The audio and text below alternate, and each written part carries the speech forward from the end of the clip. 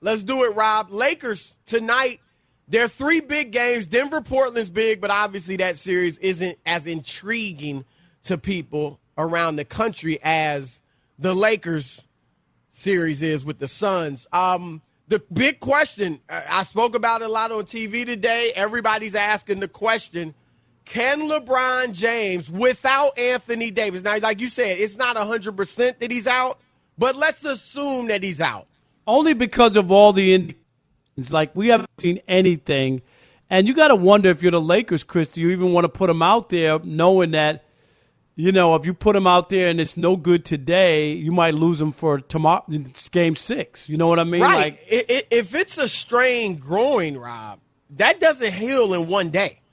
You know what I mean? You don't just strain your groin and then you're playing 2 days later, which is what would be the case. And then remember, going into that game, he had a strained knee.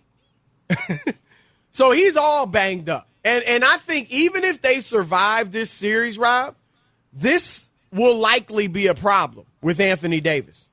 Whether it's the groin, whether it's the knee, whether it's the back, whether it's something else, Anthony Davis has been banged up all year. And Chris, you remember the reason I didn't pick them? What did I say? Too many things have to go right for them to win. That was the reason that I didn't like the Lakers, because when you have players like that, given AD's history, right, with being banged up, Chris, and LeBron being an older player and hurt for the first time really for an extended period this year, my thought was one of those two is not going to make it all the way, that there's going to be a chance that they could be re-injured. That was just a guess. Do you know that's all it was? Right. But it's looking like that could be the correct guess. There's no doubt about it. So that's the question on the table, Rob. Can LeBron, to me, have what we would call a turn back the clock game? And here's what I think is going to happen tonight. I think that LeBron will indeed play an exceptional game, his best game of the series. I think the Lakers need to put the ball in his hands. This year, he's played more off the ball than I've ever seen him. And that's a good thing because you had another star like Anthony Davis, so he's able to get his. But now when you are surrounded by role players, one of the strengths of LeBron James is that he can dominate the ball, he can control the tempo, and he can slow the game down. And for guys that can't create their own offense, he can create it for them. That's the old formula. LeBron is the system. And I admit, the system, LeBron is the system, has its weaknesses when you have another superstar who can do his own thing. Dwayne Wade, Kyrie Irving, now Anthony Davis. Because they can get frustrated in that, right? Because LeBron's doing everything. But when you don't have a second star, like when he was first in Cleveland, or like, you know, like Golden State 2015 when Kyrie and Kevin Love got hurt after game 1.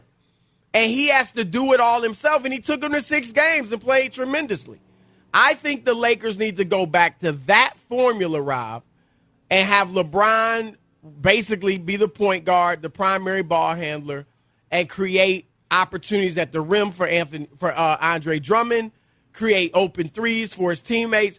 I think LeBron will go for 36 points, 10 assists, and 8 rebounds in a loss, because I don't know that he's going to get enough support from his supporting cast. The Lakers are atrocious on three-pointers in this series. They're not great overall. They shot 35% in the regular season from Trey. This series, they're shooting 29%. So they're shooting it horribly. Now, you could say they're due, okay, but generally they're not a very good three-point shooting team. So look, the Suns, Rob, have 3 of the best 4 players in the series with Anthony Davis out.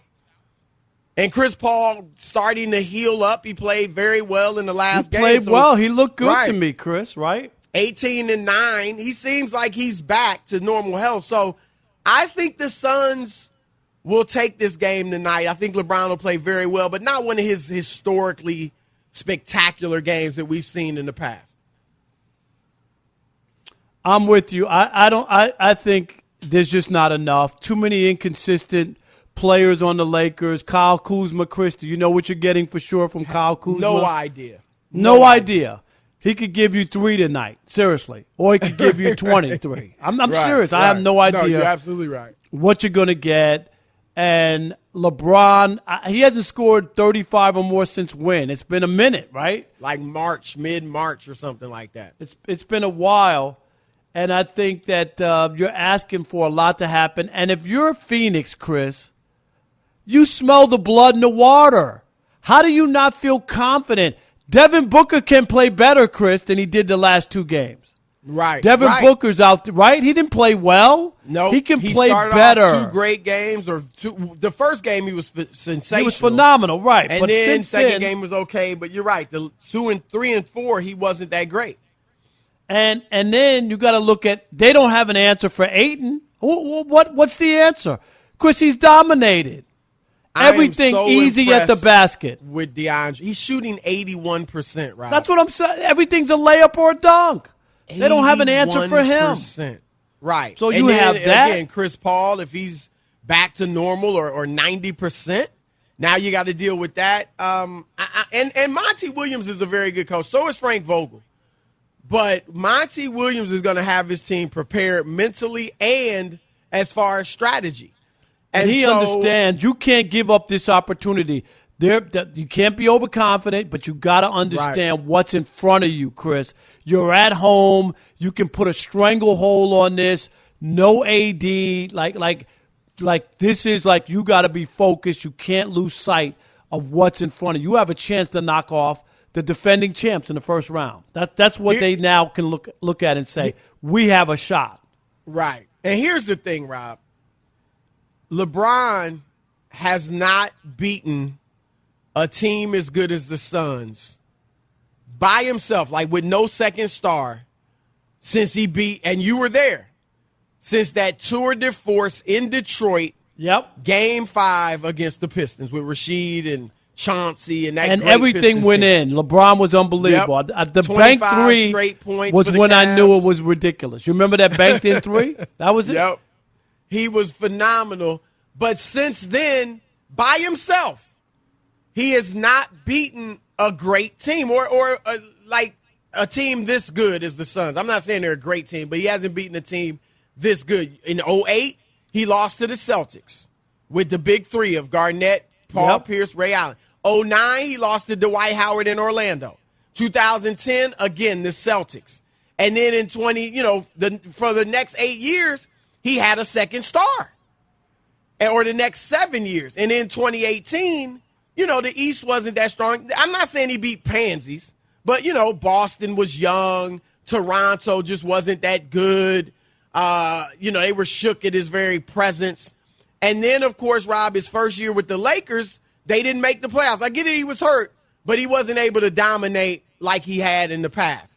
And then they get AD and they win the championship. And now LeBron is back to not having a second star. Rob, they were 1-6 this season against playoff teams with LeBron playing, but not Anthony Davis. Wow. I didn't even know it was that bad. Now, they were 11-7 overall with LeBron and no AD, but against teams that made the playoffs, 1-6. So, Rob, and to me, and I was on Undisputed with Skip and Shannon this morning, and Skip is saying this is like a legacy game for LeBron. To me, LeBron's legacy is set. He can only improve on his legacy. His legacy won't get worse. If he comes out tonight and doesn't play well or doesn't get the win, is that affecting his legacy? He's 36. Right, he's 36, and he doesn't have AD, and we already saw LeBron without a supporting cast. You remember, Chris, you just mentioned it. When he came back and like, I'm in playoff mode, but he didn't have the pieces, and they couldn't win. And if they don't win tonight, I told you, that team, when the season started, I think, or in the offseason, people liked it, Chris, the way it was put together. I don't think that team is as good as the team that won the championship. And then not having AD, what do you expect for LeBron? From the score 60 tonight? It's not going to happen. I'm with you. I mean, come on, like, 18, like I talked about his shoulders and, our shoulders big. I like his attitude. Put it on my shoulders. I'm ready for the challenge. That's great. Just like I like the playoff mode chatter. right? Playoff activation and all that. Yep. But the fact is, those shoulders have 18 years of wear and tear on them. Those shoulders are 36 years old. Those shoulders have played more playoff games than any player in NBA history. Like, Father Time, it's a cliche, but Rob, it's true. And I'm not saying he's done. I'm just saying the days of LeBron, carrying a team by his absolute self, I don't see it happening. Not for an entire series. So I think, Rob, if AD can't come back, I think the Suns win this series.